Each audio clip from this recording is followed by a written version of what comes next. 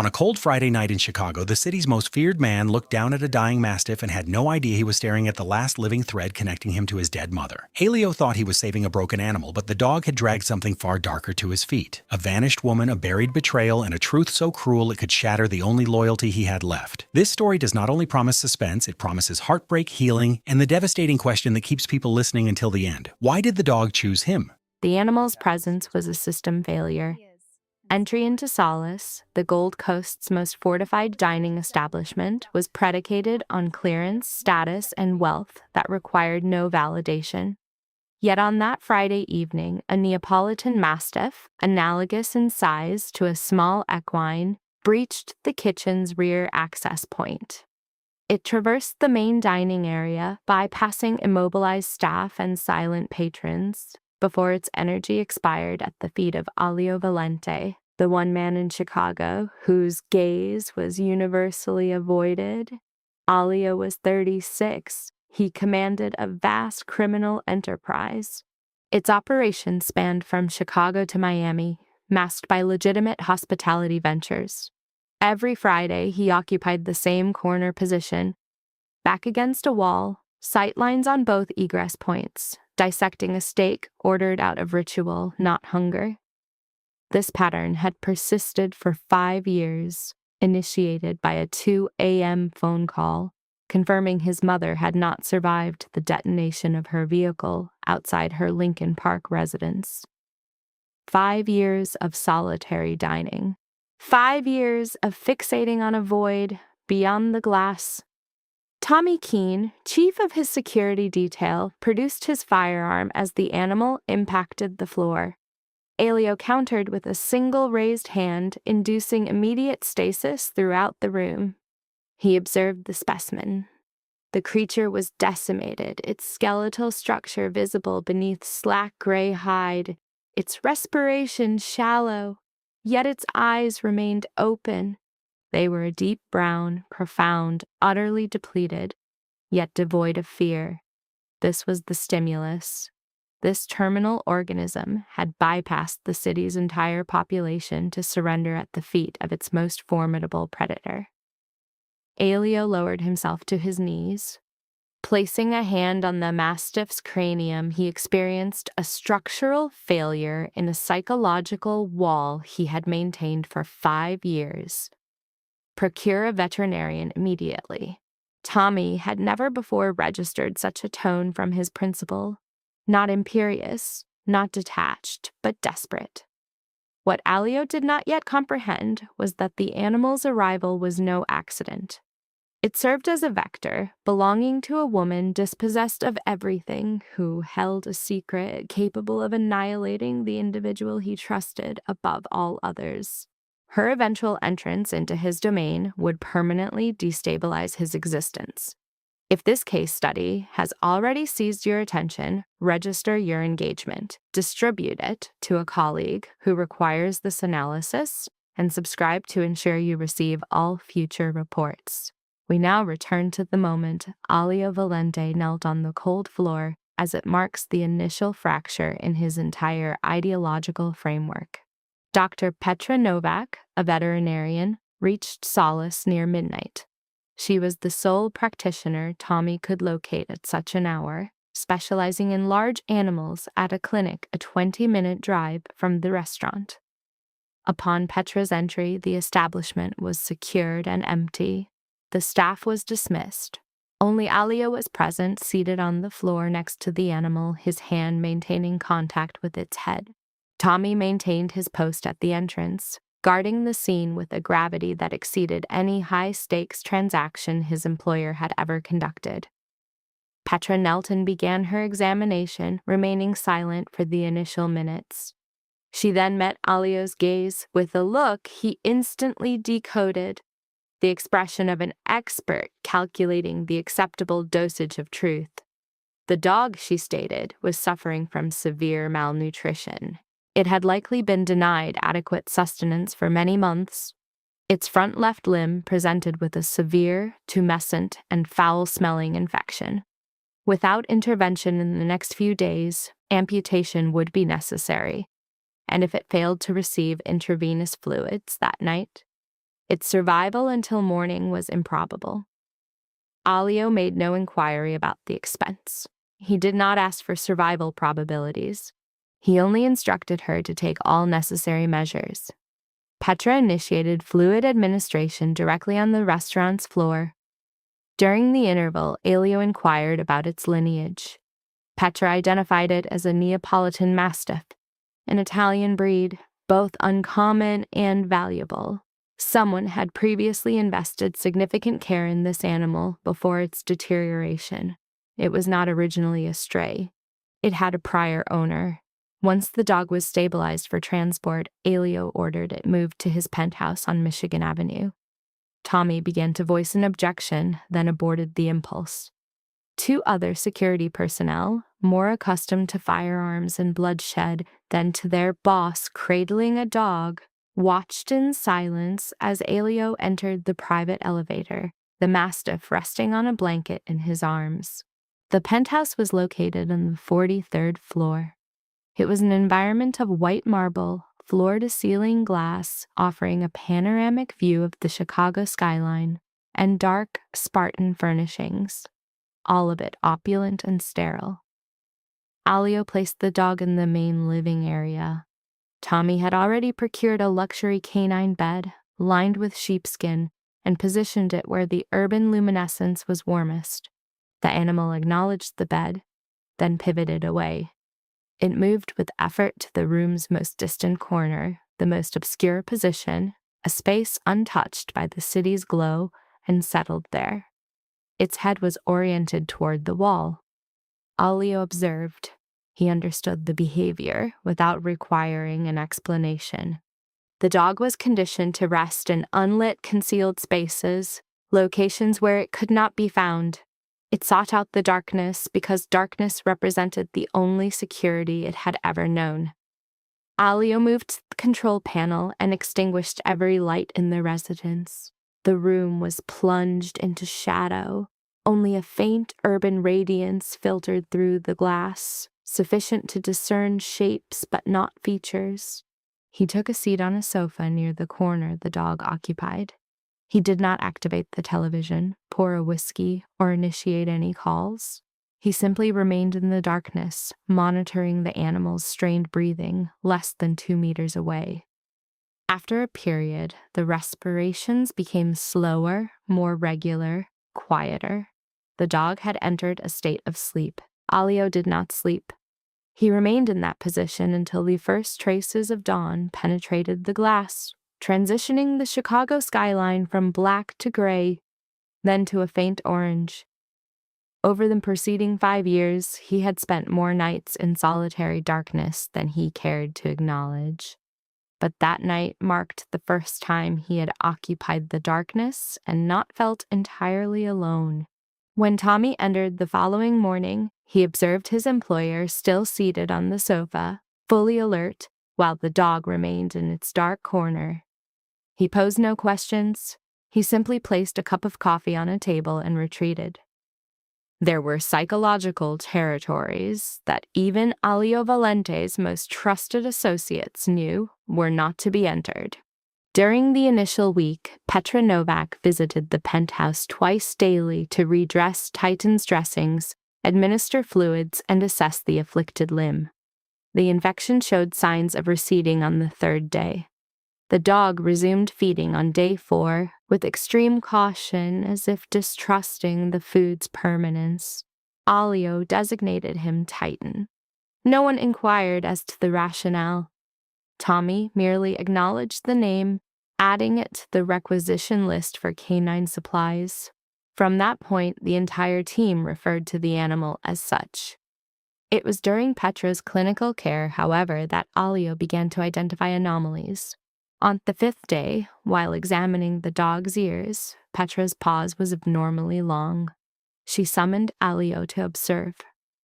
Titan's left ear bore an old healed scar, but the incision was too linear, too precise to be accidental. An unknown party had excised a portion of the animal's ear with a sharp tool, a deliberate act likely intended to remove an identifying tattoo common among owners of rare breeds. On the 6th day, Petra discovered the second piece of evidence. At the posterior of Titan's neck, beneath the thick, folded skin characteristic of the breed, was a small, healed, surgical incision. Careful palpation of the area confirmed her suspicion. The animal had once been fitted with an identification microchip, but the device had been surgically extracted. It had not been expelled naturally. It had not ceased to function. An agent had transported this dog to a facility and requested the chip's removal. Elio himself uncovered the third clue. One morning, as Titan was positioned on his side for a bandage change, Elio registered the mark encircling the dog's neck. A dark band was visible where the fur was significantly thinner than elsewhere on its body. It was the imprint of a collar worn for a prolonged period, long enough to create a permanent mark upon the skin before being severed and discarded. Elio sat on the sofa, analyzing these 3 data points, and began to construct a hypothesis. The ear was mutilated to erase a visual identifier. The microchip was excised to prevent electronic tracking. The collar was cut off to remove the owner's details. 3 distinct actions, all with a singular objective, led to one conclusion. Someone had systematically erased this dog's entire identity. This was not a case of abandonment. This was a case of theft. And the perpetrator did not want the original owner to be found. Elio summoned Tommy. His directive was concise. Identify this dog's point of origin, find the former owner, and determine why all identifying traces were purged.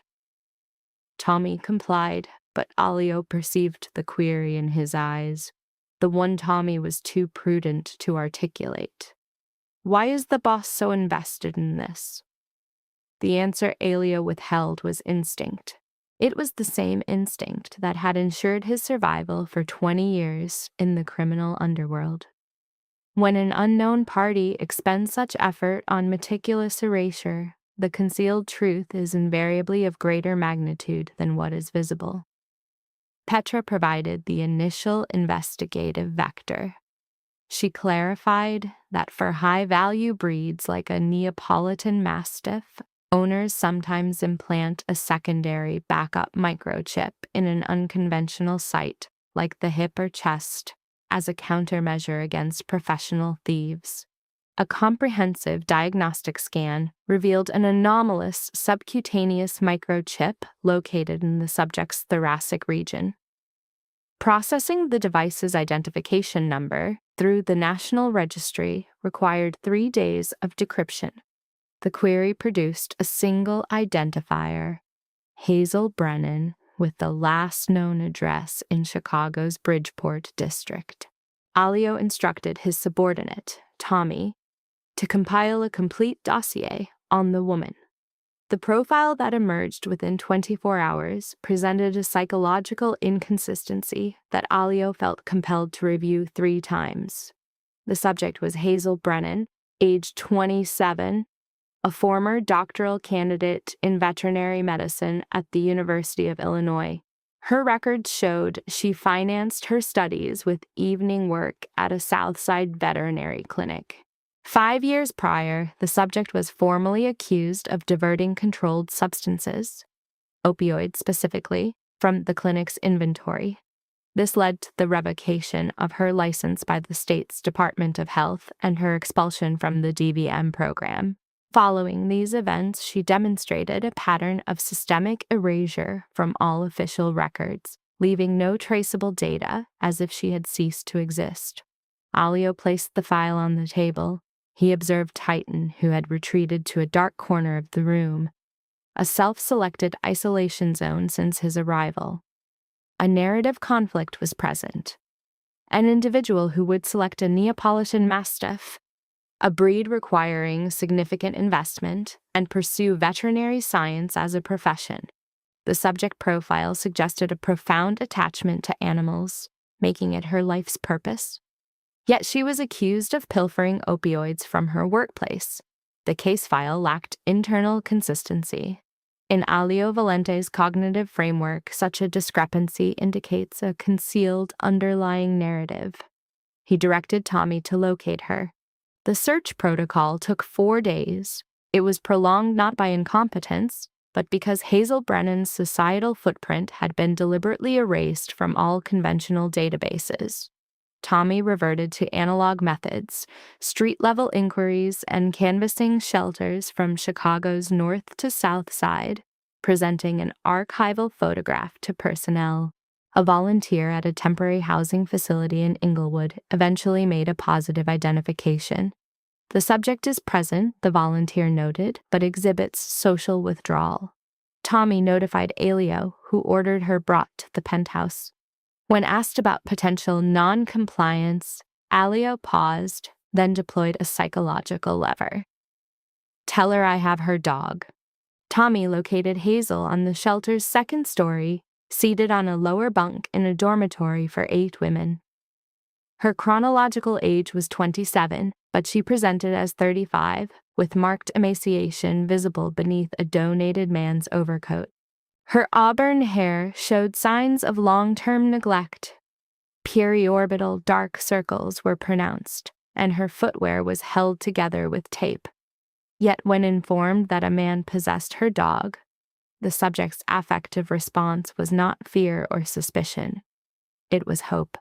This appeared to be a core emotional state that had survived 3 years of systematic attempts at its extinction. She rose without hesitation. She posed no questions about her destination or captor. Her inquiry was singular. "Is he alive?" Upon receiving an affirmative, Hazel briefly closed her eyes for 2 seconds, then consented. "I'll go." During transport, she remained nonverbal in the back seat, her gaze fixed outside. Tommy observed in the rearview mirror somatic indicators of high stress. Her knuckles were white from clenching her hands. Her silence regarding Alio Valente suggested either prior knowledge or a dissociative focus that rendered him irrelevant.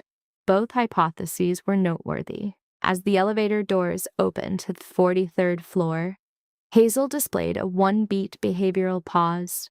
The opulence of the penthouse, marble flooring, panoramic glass walls revealing the Chicago skyline, represented a completely alien environment. Yet, Hazel's attention remained on the space for less than a second, drawn by an auditory cue from a dark corner beyond the city light. It was Titan, rising with a tremor, his forelegs still bandaged. The canine had remained recumbent for 10 days. Even for Elio. He oriented toward the elevator, his olfactory senses engaged, and his entire physiology shifted. The tail, which Elio had never observed in motion, began a slow wag that then accelerated. Titan moved with a limp but with unwavering purpose across the room directly toward Hazel. Hazel collapsed to her knees on the marble floor, assuming a receptive posture with open arms. Titan fell into her embrace, his large frame trembling. She enfolded the animal and began to cry silently. There were no sobs or vocalizations, only tears falling onto the dog's skin as she held him. Her grip suggested a profound fear of repeated separation. She whispered into Titan's ear, her voice a barely audible, fractured apology. I'm sorry, I looked for you everywhere." 3 meters away, Elio observed with a neutral, unreadable expression, his arms crossed. His observation was intensely clinical. This was not the reunion of an owner and a pet. It was the desperate clutch of someone holding their only remaining anchor in the world. He recognized the embrace from his own past trauma. The final time he held his mother in her coffin, a futile attempt to halt time. The memory was intrusive. He assessed Hazel Brennan kneeling on his floor, clutching the dog, and concluded the official narrative was a gross oversimplification of her trauma. The embrace lasted for a full 15 minutes before she disengaged.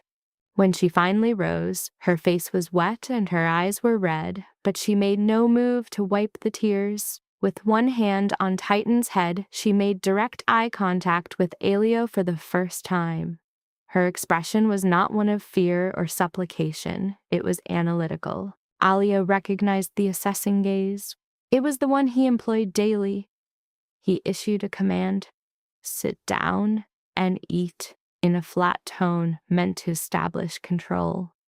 He had Tommy arrange for a meal. 20 minutes later, the dining table was set with steak, mashed potatoes, and coffee. Hazel took a seat opposite Alio. Titan lay at her feet, his head on her ruined shoes, and for the first time in this place, the dog closed his eyes outside the dark corner. Hazel's eating pattern became Alio's new focus of observation. She did not eat rapidly. She did not gorge herself. She sectioned the steak into small, measured pieces, chewed with deliberation, and paused between each swallow. It was a conditioned response to chronic food insecurity, a learned mechanism to prevent refeeding syndrome. An individual who eats quickly has been hungry for days. An individual who eats so slowly has been hungry long enough to master the impulse. This was a distinction Alio understood from his own developmental years on the South Side, when sustenance was a variable his mother struggled to secure. He maintained observational silence through the meal. When Hazel placed her utensils down, her gaze met his directly without wavering. "I know who you are," she stated, her voice even. "Alio Valente. Everyone in Chicago knows the name, and I know I have no reason to be here." Alio remained passive, ceding the floor. Hazel continued. "I need to disclose something. This is not a transaction. It's not because you have Titan. It is a debt I owe him. Without this dog, my will to survive would have extinguished by now. What I'm telling you is what Titan endured 3 years of captivity for." The room was silent. "This dog was taken from me," Hazel said, each word deliberate, "by Franco Bianchi's men." Alio's expression remained static. No facial muscle moved. Internally, however, a profound physiological shift occurred.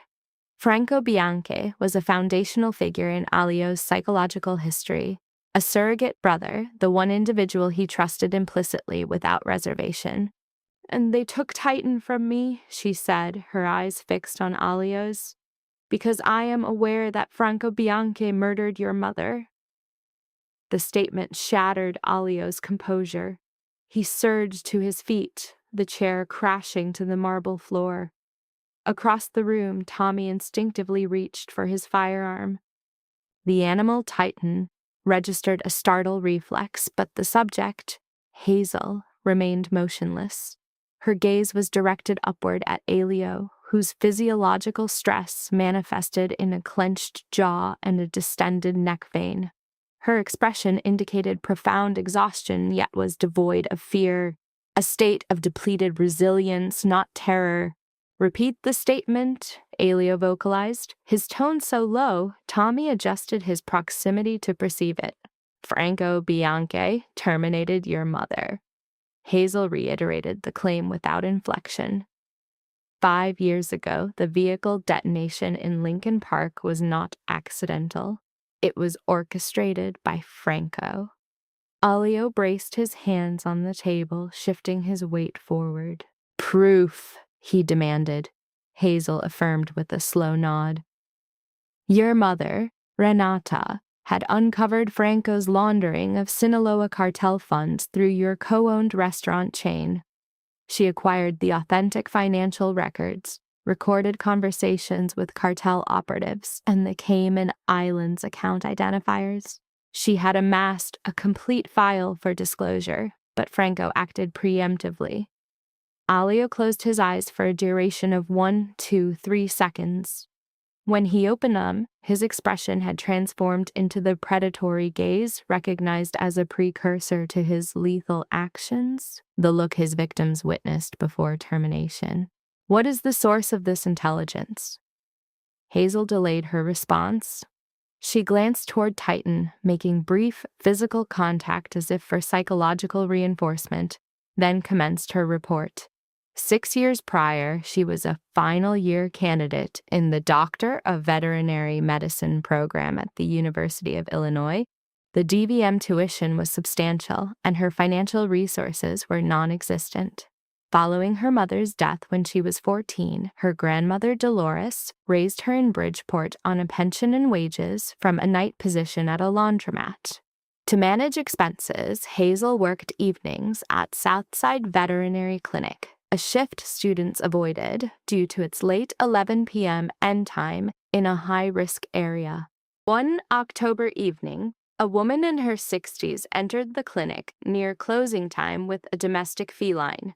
She presented with short silver hair and a dark blue wool coat, her voice possessing a slight rasp, a residual effect Hazel would learn from 2 decades of smoking.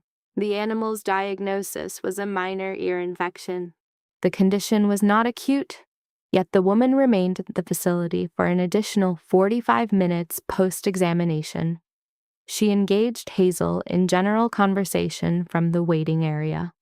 Upon departing, she stated, "Thank you for your audience," her tone softening, suggesting a deficit of such interactions. Her name was Renata Valente. Hazel paused her narrative, observing Elio. He remained static, his hands fixed to the table, his focus unbroken. The following week, Renata returned. Hazel resumed. There was no appointment, no symptomatic animal. She presented a box of homemade cannoli, citing a surplus. She occupied the waiting room for 2 hours, interacting with Hazel between patient consultations. This pattern became ritualistic. Each Tuesday evening, Renata arrived at the clinic bearing pastries or coffee. She would sit and narrate stories of her Sicilian youth, her deceased husband, and a son she loved profoundly but struggled to connect with due to his occupational demands. His world, she felt, lacked a place for the maternal affection she wished to provide. Though Alio's name was not spoken, the subject was clear to both parties. Alio's jaw tensed, but he did not interrupt. Hazel explained Renata filled a psychological void she hadn't known existed. Her grandmother, Dolores, provided love, but lacked the emotional stamina for deep support. The woman was aged and fatigued, unable to serve as both guardian and emotional anchor. Renata occupied that space, not through grand gestures, but through consistent presence. She became the maternal figure Hazel lost at 14. This dynamic shifted approximately 3 months before Renata's death. She arrived at the clinic on a non-scheduled day without her customary offering. Her affect was altered, tense, with signs of recent crying.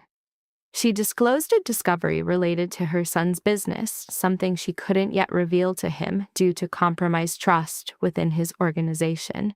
She reported finding duplicate ledgers in Franco Bianchi's office during a weekend cleaning. The records detailed Franco routing hundreds of millions of dollars through their shared restaurant enterprise. These funds originated not from business revenue, but from the Sinaloa cartel. She claimed to have recorded 4 telephonic communications between Franco and cartel members on a secondary device and had located offshore account numbers corresponding to the financial transfers. She stated she had duplicated all data onto a hard drive. Renata then clasped Hazel's hand, instructing, "Secure this for me. Protect it with your life. Do not release it to anyone unless I am harmed. If that occurs, ensure it reaches Elio." Hazel accepted the storage device. 3 months later, Renata's vehicle was detonated in Lincoln Park. Hazel paused, taking a breath. The animal, Titan, reacted to the emotional weight in her vocal tone. Post-mortem, she continued, "I entered a state of panic, paralyzed by uncertainty. Then a systematic attack began. 2 weeks after the funeral, the Illinois Department of Health conducted an unscheduled inspection of the clinic. The audit revealed a discrepancy in the controlled opioid inventory. The chain of custody implicated Hazel's shifts and employee credentials. She was accused of narcotics theft. Her professional license was revoked within 48 hours, and she was expelled from the DVM program. Lacking funds for legal counsel, her professional and personal life collapsed within 2 months. 3 years ago, they targeted Titan, Hazel stated, her voice lowering for the first time. 2 male assailants entered my temporary lodging. They restrained me and removed the animal without verbal communication. This was the final coercive message. Maintain silence or the consequences would escalate. I comprehended the threat, but I did not discard the evidence. She met Alio's gaze. For 5 years, I preserved it. It was sewn into this coat's lining, kept on my person constantly. I lost everything else, but I guarded it because it was the sole request my surrogate mother ever made of me. A period of silence followed Hazel's testimony. Alio remained braced against the table, his gaze fixed on the wood grain, but not processing it. Tommy, positioned in the corner, shifted his focus between Hazel and Alio, as if anticipating a directive yet to be issued. Then Hazel rose to her feet. She removed the oversized men's coat she had worn for an indeterminate time and inverted it. Along the interior lining, a rough, hand-sewn seam was visible, inconsistent with machine stitching. Hazel used her fingers to sever the threads. From the opening, she extracted a small external hard drive in a time-yellowed plastic bag. She placed the object on the table. Alio observed the drive, a worn, seemingly insignificant item, yet he understood its contents possessed more gravity than anything he had ever handled. He lifted it, his hand exhibiting a tremor. Alio Valente, a man who commanded fear throughout Chicago, displayed motor instability while holding the small plastic-wrapped device.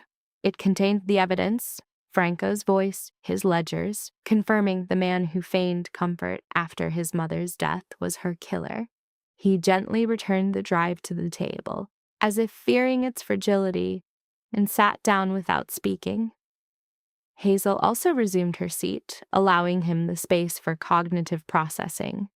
She offered no further explanation, making no attempt to fill the void. She recognized the silence of a person experiencing a catastrophic paradigm shift. She herself had endured such a silence for 5 years. When Alio finally looked up, his affect had changed.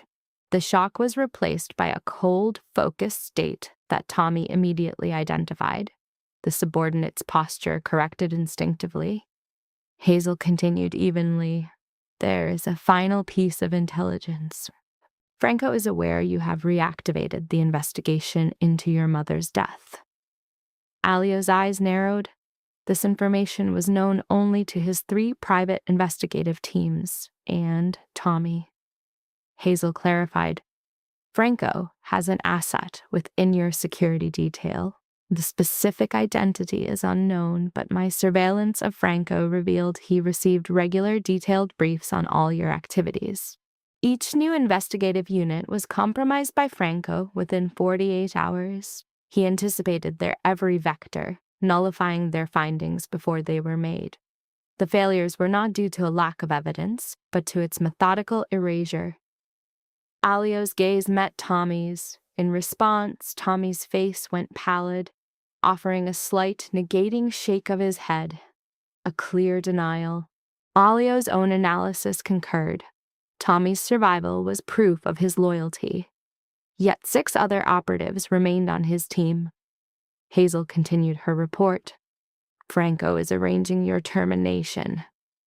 Her delivery was affectless, like a meteorological update, not from coldness, but from a prolonged desensitization to a mortal threat that no longer induced a tremor.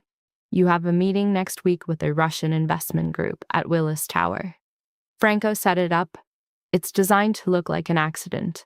The exact method is unclear, but I know he's had 2 discussions with cartel assets about it this past month. Alio leaned back.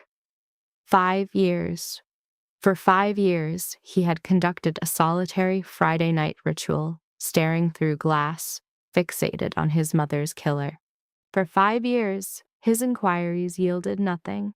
For 5 years, Franco maintained a position at his side, sharing meals, counsel, and the label of brother. And during that entire half-decade, every one of Alio's movements was monitored. Every probe for the truth was neutralized at its inception. The saboteur was the man seated opposite him in every strategy session. The hand that offered encouragement when his resolve faltered belonged to his betrayer. Franco had not merely deceived him, he inhabited the deception daily for 5 years without deviation. Alio's focus shifted from the hard drive to Hazel to the canine titan beneath the table. He then issued a 2-word directive to Tommy. Contact Mercer. Their egress from the penthouse occurred at 2 a.m.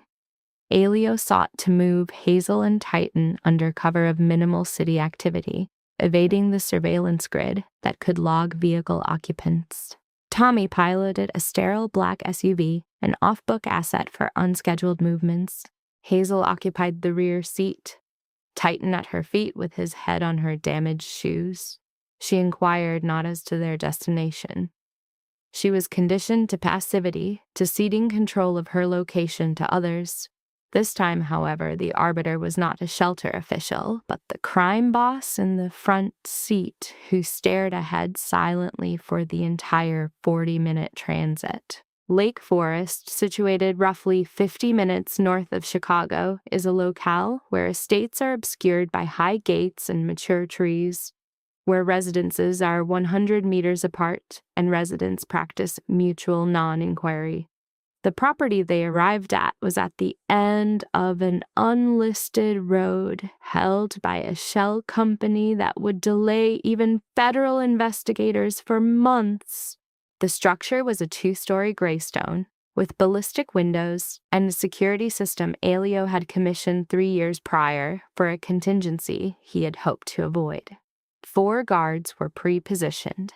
All were from Tommy's personal detail, men he had selected apart from Alio's primary unit. The main team was now considered compromised by an informant, and until the mole was identified, Hazel's existence was compartmentalized knowledge. Alio escorted Hazel inside, indicated a second-floor bedroom, and stated flatly, "You will remain here. Guards are present 24/7. Direct any requirements to Tommy." He then turned and left. Hazel remained in the doorway, observing his departure without comment before she entered the room. It contained a large bed, white linens, an excess of pillows, a window overlooking the dark rear garden, an empty closet, and a private bath with a stone tub and glass shower. Titan followed her in and settled beside the bed, his nose making contact with her foot. Hazel proceeded into the bathroom, closed the door, and for the first time in a significant period, observed her own reflection. The face in the mirror presented as more gaunt than she recollected. Her cheekbones were more prominent, with deep infraorbital shadows, her reddish-brown hair dry and matted. Her self-examination was brief. She moved to the shower and activated the hot water. The stream progressed from cold to warm to fully hot. Steam began to form. Hazel held her hand under the water's flow. 6 months. A 6-month interval had passed since she had last experienced hot water. The shelter provided only tepid water and timed showers, 15 minutes per person, and insufficient duration to achieve a feeling of being clean. Prior to that, during her time unsheltered, there was no access at all. She stepped under the spray and remained static. She simply stood, allowing the hot water to run over her body.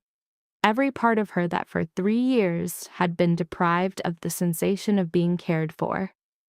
30 minutes. She stood for a full 30 minutes. The water carried away the accumulated grime. It also carried exhaustion and a small measure of something more profound than dirt that she lacked the words to identify. When she emerged, her damp, auburn hair clung to her neck. Her eyes were slightly reddened from the heat. A subtle shift had occurred in her expression. It was not joy, it was relief. The specific relief that comes from relinquishing a burden carried for so long it had become part of her. She dressed in the clothes left for her on the bed. A white t-shirt and cotton pants, basic but clean, new, and smelling freshly laundered. She lay on the bed. Titan immediately rested his head upon her legs. That significant warm weight against her shins was the same gesture he had made on Elio's shoes that first night at Solace. This time, however, the behavior did not stem from fatigue or need. It stemmed from a state of peace. The animal had located its person of attachment. That person was present. Tonight, the state of hypervigilance could be suspended. Hazel laid a hand on Titan's head, closed her eyes, and for the first time in 3 years, both of them achieved true sleep. Alio visited Lake Forest nightly. His appearances were not announced, scheduled, or preceded by warning. He simply arrived. He drove north alone from the penthouse after his work concluded, parked in the private garage, and entered the house around 8 or 9 at night. Tommy advised that it was unsafe for the boss to travel solo, but Elio dismissed the counsel. Some journeys, for him, necessitated solitude. On the initial evening, they occupied the ground floor living room. Hazel was in an armchair. Alio on the sofa opposite her. Titan was positioned on the rug between them. For nearly 20 minutes, no words were exchanged. Then, Hazel began to speak. Her speech was not a response to a question, but an interpretation of his state, the untouched whiskey, the distant focus of his eyes. She correctly deduced his thoughts were on Ranata. "She used to sing when she cooked," she said. Alio looked at her. Hazel continued, her volume low, as if meant only for the confines of a kitchen. "All old songs." Dean Martin, Frank Sinatra, the music she claimed her husband had loved. She always prepared tomato sauce from scratch, refusing anything canned. While the sauce simmered, she would lean against the stove, legs crossed, singing "That's Amore" so quietly it was nearly a whisper. Alio offered no verbal response, but he set down his whiskey and became fully attentive. From that night, Hazel provided him with a new account each evening. Each narrative was a facet of Renata that Alio had never witnessed. Her laugh at a bad joke was a somatic event, shaking her shoulders and closing her eyes for a full minute. She viewed sentimental films every Sunday night and would cry at the predictable outcome, despite knowing it would be happy. If Hazel glanced at her, she would turn to hide her face and blame an airborne irritant. Inside the house, in midsummer, she spoke of her son with a vocal quality Hazel had observed in no one else. It was saturated with pride, worry, and longing simultaneously, as though he were a great distance away, not merely a few miles. Elio absorbed it all. His jaw would clench at certain details, then release. He did not cry, but Hazel noted his hand forming a fist on his thigh when a detail illuminated something he had missed. He had loved his mother his entire life, but he had never known this iteration of her. Ranata singing in the kitchen. Ranata weeping at movies and denying it. Ranata in a veterinary clinic waiting room every Tuesday, lonely enough to seek conversation with a 22-year-old student. Through Hazel, he was encountering his mother from an entirely new psychological angle. The process was simultaneously wounding and healing, as only authentic revelations can be. On the 4th night at Lake Forest, Hazel retrieved a black moleskin notebook from her backpack, its cover damaged and repaired with tape. She placed it on the coffee table between them without a word. Elio opened it, It contained 5 years of observations, a daily, weekly, and monthly log of Franco's activities, vehicle license plates used by Franco's operatives, detailing their seasonal rotations, hand-sketched layouts of buildings Franco frequented, annotated with entry points, cameras, and guard schedules. The names and profiles of at least 12 individuals she had observed in regular contact with Franco. A precise, reconstructed map of the money laundering channel, synthesized from street surveillance and data memorized from a hard drive, which she then concealed in her coat's lining. Alio assessed each page without expression. The work was meticulous, detailed, and systematic. This was not the product of paranoia or desperation. It was the output of a methodical observer with a clear objective and discipline. He looked up. "You accomplished all of this while unhoused." Hazel offered a slight shrug. "On the street, those who fail to observe do not survive." Alio's study of her intensified. She had surpassed the efforts of 3 private investigative teams he'd employed for 5 years, at a cost of hundreds of thousands of dollars. She had done so alone, without funds, technology, or power, using only her eyes and a notebook. He closed the journal and returned it to the table. He did not offer thanks. Alio was not a man who used such words, but upon his return to Lake Forest the next evening, he presented a small box. It contained a collar for Titan. It was genuine leather, dark brown with a steel buckle, and engraved on the inside with one word, Titan. He did not give it directly to Hazel. He placed the box on the coffee table where her journal had been, offering no explanation. Hazel opened it and removed the collar. Her fingers traced the leather, stopping where the name was inscribed. She did not offer thanks, but she raised her eyes to meet Alio's. The gaze held for only a few seconds, yet it communicated far more than gratitude. It communicated recognition. A recognition that the man before her, a figure the world considered a monster, had dedicated time to commission a collar engraved with her dog's name. Not for leverage, not as a strategic move, but because he understood that a name for Titan signified he had an owner, and Hazel needed the assurance that her dog would never be taken from her again. Hazel fastened the collar on Titan. The dog sniffed the new leather, licked her hand, and settled between them. Nothing more was said that night. But when Alio left, Hazel stood at the door and for the first time watched his car depart. And Alio, in his rear-view mirror, saw her standing there, hand on Titan's head, framed by the porch light. He could not classify what was forming between them. It was not chemistry. It was not desire. It was the slow realization that the other person understood the nature of the darkness you inhabited. Not because it was explained, but because they had navigated it themselves. Conrad Mercer came to Lake Forest on the 6th day.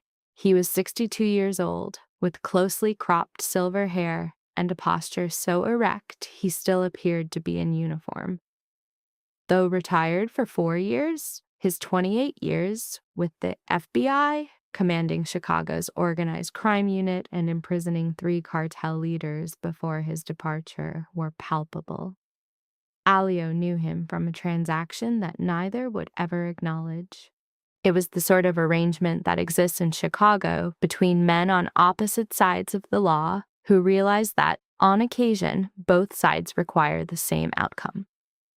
Alio contacted Mercer for one critical reason. Franco had an asset inside the Chicago police. Any conventional law enforcement channel could be compromised. Mercer was outside of that system. He owed allegiance to no one, and he was the only man Alio knew capable of assembling a surveillance operation without any agency involvement. Mercer sat at the dining table in the Lake Forest estate, absorbed Alio's 15-minute briefing, examined Hazel's journal for 20 minutes, connected the hard drive to his own laptop, and analyzed its data for 45 minutes. When he looked up, his expression was unchanged, but his eyes were different. He said, "This is sufficient. Nothing more is needed." He looked at Hazel, seated in an armchair across the room with Titan at her feet, and stated, in a dry but respectful tone, "You've accomplished more than half my former unit ever did, Miss Brennan." The plan was constructed over 3 days. Mercer recruited 4 of his own men, all retired federal agents with no current connections to the system or the Chicago police. The recording equipment was the smallest available, the size of a shirt button, with the 15-meter pickup range in an enclosed area, its quality clear enough for federal court evidence. Alio was to wear one device on his suit's lapel. Hazel would be responsible for the second. Franco had set the meeting with the Russian investment group at Willis Tower for the following Tuesday night in a private conference room on the 67th floor. Alio would arrive on schedule, maintain his normal demeanor, and offer Franco no indication that circumstances had changed. Mercer articulated that men like Franco Bianchi cannot resist demonstrating their superiority when they believe they have triumphed, when he perceives total control, when he holds the advantage and faces the man he is about to ruin, he will monologue. They always do. It is not a necessity, but a compulsion born from 20 years as a subordinate, a need to be acknowledged, a need for the other man to comprehend his defeat. Hazel was the one who solved the most difficult logistical challenge: how to get the second recording device into the building while bypassing the primary security infrastructure. She opened her journal to a page near the end showing a hand-drawn schematic of Willis Tower she had drafted while tracking Franco. She indicated the mechanical level above the 67th floor, which housed the air conditioning systems and ventilation shafts. An access point was available from a maintenance stairwell on the building's east side, which cleaning crews used after 10 at night. She knew the maintenance routine from her many hours observing the building. From the mechanical floor, the ventilation ducts ran between levels and were wide enough for a small person to navigate the route. She would enter before the meeting started, place herself within the ventilation system above the conference room, and capture everything with the second device. Should anything deviate from the plan, she would use the satellite phone Mercer had given her. It was the type that bypassed cellular networks, beaming its signal directly to a satellite, making it impossible to block or trace. Mercer watched Hazel as she outlined her strategy. Then he looked at Alio. Alio's gaze returned to Hazel. She sat there, holding the worn notebook detailing the layout of a 70-story building from memory. Her voice was steady, her eyes sharp, and he reflected that anyone who could live on the streets for 5 years and maintain that level of acuity was either remarkable or fueled by something more potent than the instinct for survival. He knew what that something was: a promise made to Renata. Tuesday arrived the late afternoon. Alio changed into a suit at his penthouse, the charcoal 3-piece he reserved for crucial meetings. The recorder, no bigger than a button, had been fastened to his left lapel by Mercer that morning. He drove to Lake Forest a final time before the operation began. Hazel was waiting at the main door of the estate. She wore black trousers, a dark long-sleeved shirt, and the silent, soft-soled shoes Mercer had provided. Her hair was pulled back tightly. She carried the second recorder and the satellite phone. Titan sat beside her, his head even with her hip, watching Alio with steady, dark brown eyes. "Are you afraid?" Hazel inquired. "No." She observed him for a long moment, not to gauge his honesty, but as if to commit his face to memory in case it was the last time. "I am," she admitted, "but I'm going anyway." Alio had already turned and taken 2 steps toward his car. He paused, turned back, and walked to Hazel, placing his hand on her cheek. His warm palm rested against her gaunt skin, his thumb gently brushing her cheekbone. He said nothing. Hazel did not move away, did not close her eyes, did not stir. She simply stood and allowed his hand to rest against her face for 3 or 4 seconds. That they both understood conveyed more than any words they were not yet able to say. Then Alio dropped his hand, turned, entered the car, and drove off into the evening. Alio entered the Willis Tower lobby at 9 at night, wearing the face he had spent 20 years perfecting, an expression that revealed nothing. He wore a charcoal gray suit, a white shirt with no tie, and polished black Oxford shoes that reflected the lights. The recorder, barely larger than a shirt button, was almost invisible on his left lapel. He shook the receptionist's hand, took the private elevator to the 67th floor, and as the doors slid open, Franco Bianchi was standing there, waiting for him with a smile Elio once mistook for a brother's affection. Franco appeared as he always did. Black suit, slicked hair, a Patek Philippe on his wrist. His voice was warm and enthusiastic as he clapped Alio's shoulder, saying the Russians were highly interested and that the South Loop Hotel project could be a game changer for them both. Alio smiled appropriately, nodded, and shook hands with the 3 Russian investors inside the glass conference room overlooking the Chicago nightscape. The proceedings commenced with a facade of normalcy. Data, strategies, and fiscal projections were articulated by Franco with practiced professional confidence.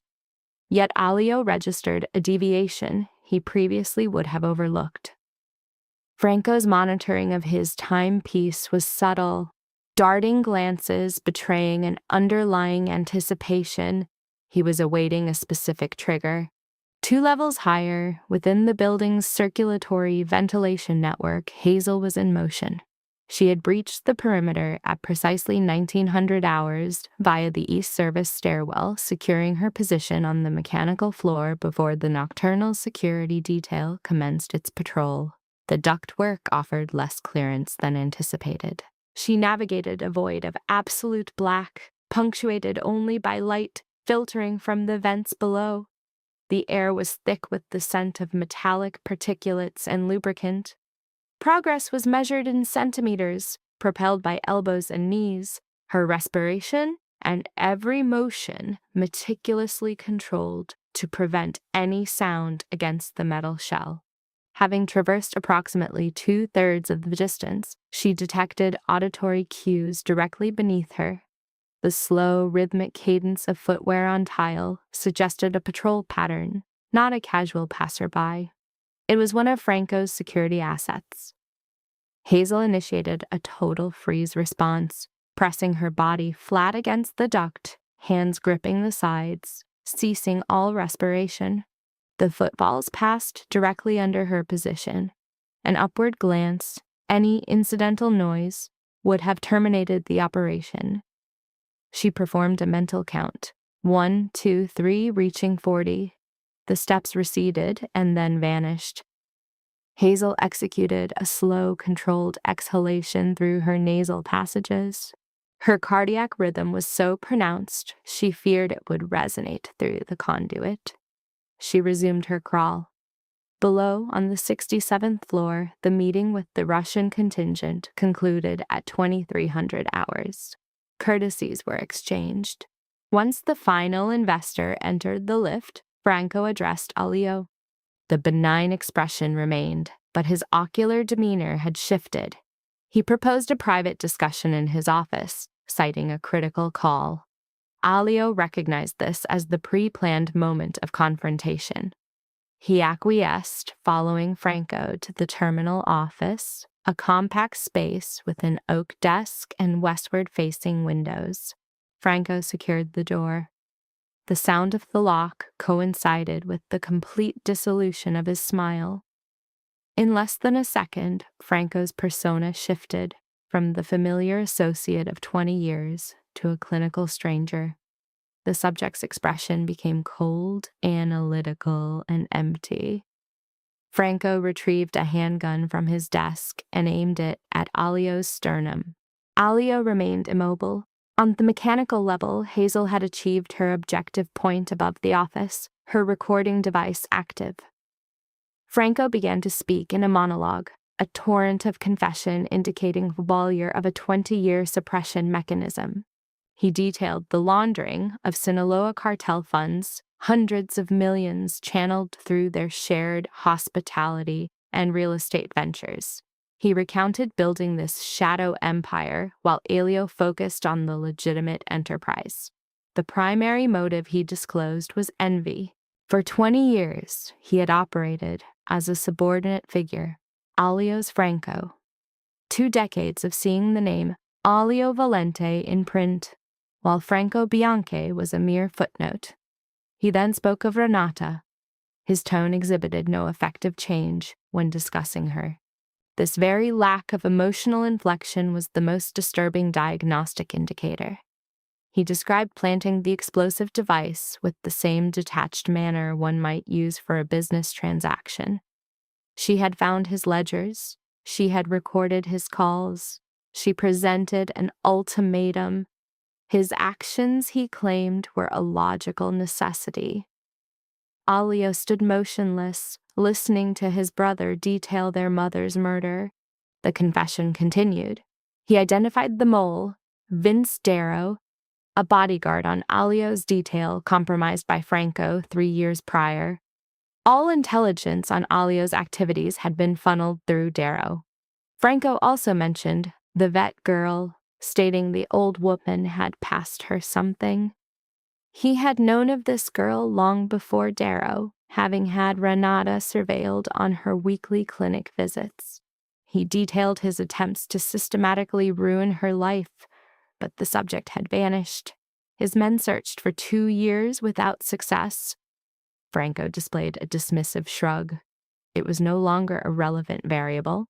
He raised the firearm, aligning it with Alio's chest. His finger applied initial pressure to the trigger. His gaze was that of a predator who had long since made his decision, now merely observing the final moments. Alio looked directly at the weapon. Then he spoke, his voice displaying a preternatural calm. "I know, Hazel." 2 words. This stimulus produced a complete and sudden change in Franco's composure. A visible vasomotor response drained the color from his face. The firearm's aim deviated 2 inches, a small but significant indicator that Alio's psychological countermeasure had landed. Before Franco could verbalize a response, the office door was opened from the exterior by its handle. Hazel entered. She appeared physically diminutive in the context of the room and the confrontation. Yet her posture was erect, her gaze steady, and her right hand held the recording device. Its indicator light confirmed it had captured Franco's entire 15-minute confession. Behind her, Conrad Mercer and 4 armed former agents took tactical positions. Mercer had monitored the entire event via a device on Alio's person, waiting for a sufficient confession. Franco's focus shifted from Hazel to the recorder to the armed men. At that moment, a profound psychological fracture occurred within Franco Bianchi. Not remorse, but narcissistic rage at being undone by a threat he had previously dismissed as neutralized. He redirected the weapon toward Hazel. Alio's response was somatic, bypassing conscious thought, a conditioned reflex from 2 decades where a half-second delay was lethal. He tackled Franco laterally, his shoulder impacting the subject's ribcage, driving both of them to the floor. The weapon was dislodged, sliding across the floor. Alio neutralized Franco, applying a wrist lock and pinning his shoulder with his knee. Franco struggled erratically, but Alio's mass and cold, focused anger gave him a decisive advantage. 2 of Mercer's agents intervened in under 3 seconds, one separating Alio while the other restrained Franco, securing his hands. The sound of the steel cuffs echoed. Franco began shouting, not pleas, but threats.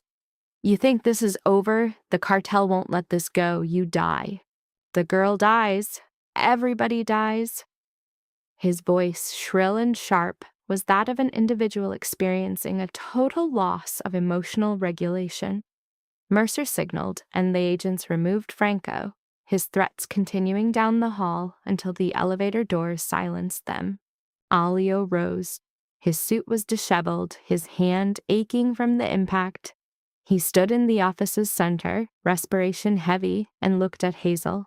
She remained by the door, holding the recorder, her body exhibiting minor tremors. Her shoulders shook, but she did not retreat or collapse. She remained upright. Her eyes projected a state Alio recognized as his own, a profound sense of release. For the first time in 5 years, a pressure in his chest had eased. It was not victory, but resolution. Concurrently, Tommy was neutralizing the final variable. Vince Darrow, the informant named in the confession, was intercepted by Tommy in a hallway on the 65th floor while attempting to place a call. Tommy had maintained surveillance on Darrow throughout the meeting. As Darrow raised the phone, Tommy emerged, disarmed him of the device, and pinned him against the wall. Darrow offered no resistance. Upon seeing Tommy's face, he understood the situation was terminal. The phone's screen displayed a number belonging to one of Franco's key lieutenants. Alio approached Hazel. He stood before her, silent. He gave a single, slow nod. A nonverbal communication. She was now sufficiently familiar with him to comprehend fully. The finality was declared. 4 months after the incident at Willis Tower, Alio observed from the 3rd row of the courtroom in Chicago's Dirksen Federal Building. A federal court lacks cinematic artifice. There is no theatrical lighting, only high ceilings, dark wood, fluorescent glare, and the oppressive silence of a space where words determine incarceration. Franco Bianchi was seated at the defendant's table, his tailored suit replaced by an orange prison uniform, restrained and flanked by 2 federal marshals. He made no eye contact with Alio or any other spectator. His gaze was fixed, the vacant expression of a subject who has comprehended total loss. Hazel was positioned beside Alio, her navy dress, groomed hair, and new shoes, signaling a marked recovery. She presented a stark contrast to the woman located at the Englewood shelter 4 months prior. Her facial structure was no longer gaunt. The periorbital dark circles had resolved, but the primary transformation was postural. Her spine was erect, her shoulders open, a posture of presence, not self-effacement. She no longer attempted to minimize her physical space. Then she initiated an action unseen in the previous 4 months. She reached for and took Alio's hand, a gesture of her own volition, not a response to his touch or external duress. She simply covered his right hand with her left, and he reciprocated by enclosing his fingers around hers without pulling away. The trial had spanned 3 weeks. The digital evidence compiled by Renata and safeguarded by Hazel for 5 years was presented in its entirety. The fraudulent ledgers, recordings of communications between Franco and Sinaloa cartel members, Cayman Islands account data, and the audio from Willis Tower all were entered into the record. As Franco's confession played, describing the bombing of Renata's vehicle, Alio registered Hazel's increased grip pressure on his hand. Neither subject looked at the other. Their tactile communication was sufficient. The subsequent investigation revealed a conspiracy of unforeseen scale. 14 offshore accounts, 6 complicit Chicago police officers, and 2 officials from the Illinois Department of Health, including the one who revoked Hazel's license. A state judge had also been compromised. The federal indictment exceeded 200 pages. The evening before the sentencing, they dined at the Lake Forest estate. Hazel manipulated the food on her plate with a fork, a clear sign of anxiety-induced appetite loss. Elio observed this behavior and waited. He had learned that with Hazel, patience was a more effective clinical approach than direct inquiry. "What if they dismiss my testimony?" she vocalized, her gaze still fixed downward. "They have already validated it," Alio responded. "Your testimony was compelling." "But what if it's insufficient?" Alio ceased eating and met her gaze. "Regardless of the outcome, you exposed the truth. That act itself is sufficient," Hazel acknowledged with slow nod, continuing the displacement activity with her food. Alio refrained from further verbal intervention. The silence between them had evolved into a functional, comfortable state, and he understood that some moments require nonverbal space. Titan, the canine, slept at their feet, resting his head on Hazel's, while they remained in quiet solidarity until she eventually consumed a small amount of food. The following day, inside the Dirksen building, the judge recited each charge with a detached, level tone. The precise vocalization of justice. Guilty of intentional first-degree murder. Guilty of federal money laundering. Guilty of conspiracy. The sentence was life imprisonment without parole. Hazel's grip on Alio's hand intensified. The moment contained no elation or triumph, only the profound weight of clean justice. After departing the courthouse, Alio drove north alone. He did not specify his destination to Hazel. She did not inquire. Rose Hill Cemetery is located in a quiet section of northern Chicago where mature trees obscure the surrounding structures, and its paths are seldom traveled on weekday afternoons. Alio parked a block from the entrance and walked, requiring the deliberate pace to psychologically prepare for an act he had been unable to perform for 5 years, to address his mother without the unresolved burden of her murder. Renata's headstone was minimalist. Pale gray granite, her name, 2 dates. A vase of fresh flowers, recently placed, stood beside it. White daisies of the common variety sold in local shops. Inexpensive yet fresh. Alio identified them as Hazel's work from 3 days prior, when she had requested he stop at the cemetery gate and wait. He had not questioned her. He stood before his mother's grave as a soft afternoon wind rustled the flowers. He began to speak in a low voice, audible only to himself. He uttered Franco's name, speaking it aloud in this location for the first time. He acknowledged the difficulty of the truth and its necessity. He stated that truth, however painful, is the only stable foundation. He spoke of Hazel, describing her as extraordinary. He recounted her 5-year commitment to his mother's promise, despite having lost her home, identity, and future. He said she possessed the quiet courage Renata had always admired. He affirmed that he was caring for her and would continue to do so. A prolonged silence followed. The wind continued to stir the flowers, and a bird called from a nearby tree. Alio took a deep, diaphragmatic breath, the first in weeks, that fully expanded his chest and filled his lungs. As he turned to leave, he felt a palpable release. Not a complete erasure of pain, which does not vanish instantly, but a shedding of a specific, previously unacknowledged weight. 6 months after the trial, an official letter from the Illinois Department of Health arrived at the Lake Forest estate. Hazel opened the envelope at the kitchen table with Titan at her feet and Alio across from her with his coffee. She reviewed the document twice before placing it down, her face impassive but her hands exhibiting a fine tremor. Her veterinary license was fully reinstated.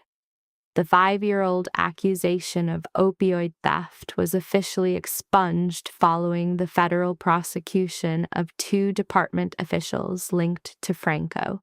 Hazel Brennan's professional record was clear. Her gaze met Alio's.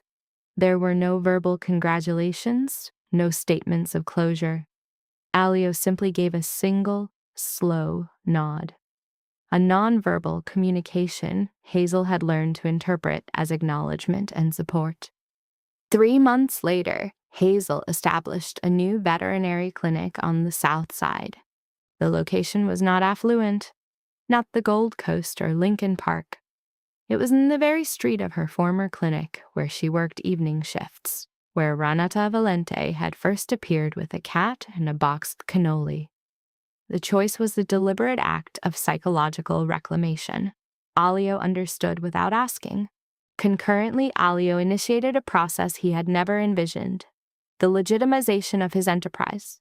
It was a gradual transition, moving capital from illicit to licit streams. He established the Renata Valente Foundation, providing legal aid to falsely accused women and free veterinary services to low-income areas like the South Side and Inglewood. The concept for the foundation originated with Hazel. One afternoon, passing the Englewood shelter, she observed a young woman on the sidewalk with a malnourished cat.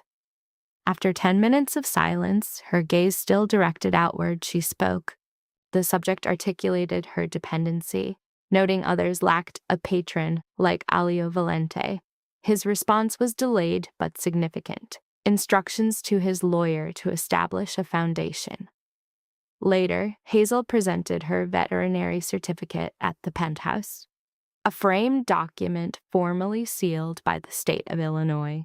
She placed it on the kitchen table, her glance toward Amelia, a familiar, unspoken bid for approval that Alio recognized. He offered the requisite praise. After a pause, she requested a fridge magnet, a mundane inquiry that Alio found incomprehensible. Hazel explained a childhood ritual. After receiving a good grade, her grandmother Dolores would display the test on the refrigerator using cheap plastic flea market magnets, fruit shapes, or the outline of Illinois, which sold for $2 each. It was Dolores's method of expressing pride. The following day, Alio went to the Maxwell Street Market and purchased a cheap plastic magnet shaped like the state of Illinois. He returned to the penthouse and affixed Hazel's veterinary certificate to the $15,000 Sub-Zero refrigerator with that $2 magnet. Hazel observed the certificate displayed on the appliance. A vocalization of amusement then occurred. It was not a minor or controlled expression. Her entire physique was involved, with spasming shoulders and sealed eyes.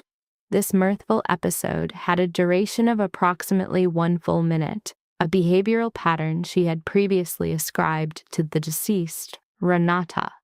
For Alio, this was the initial observation of such an emotional display from Hazel.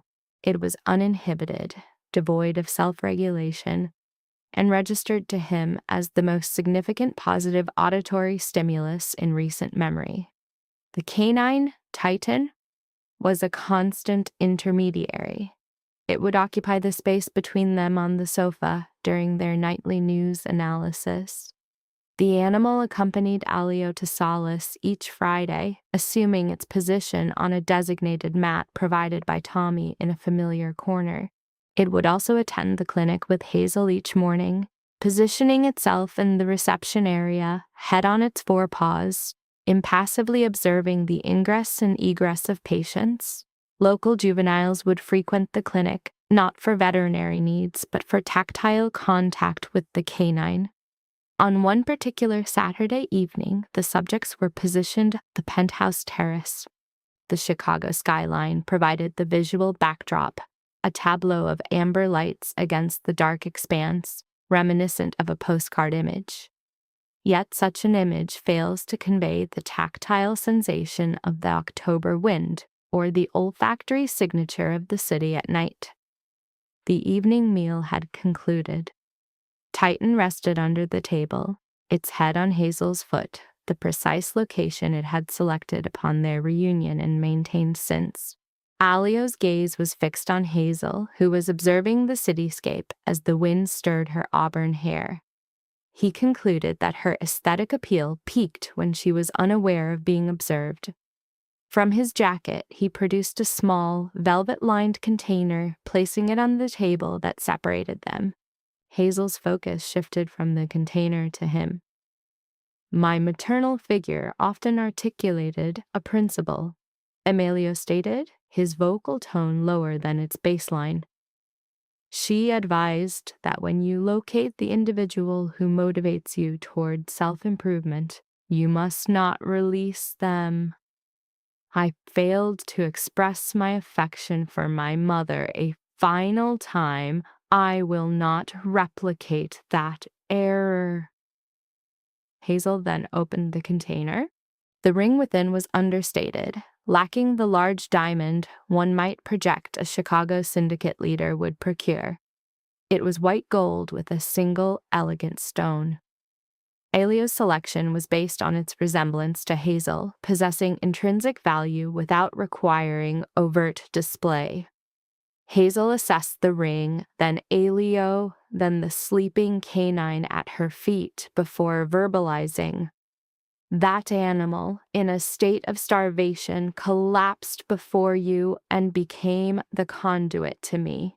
Perhaps it was an agent of Renata.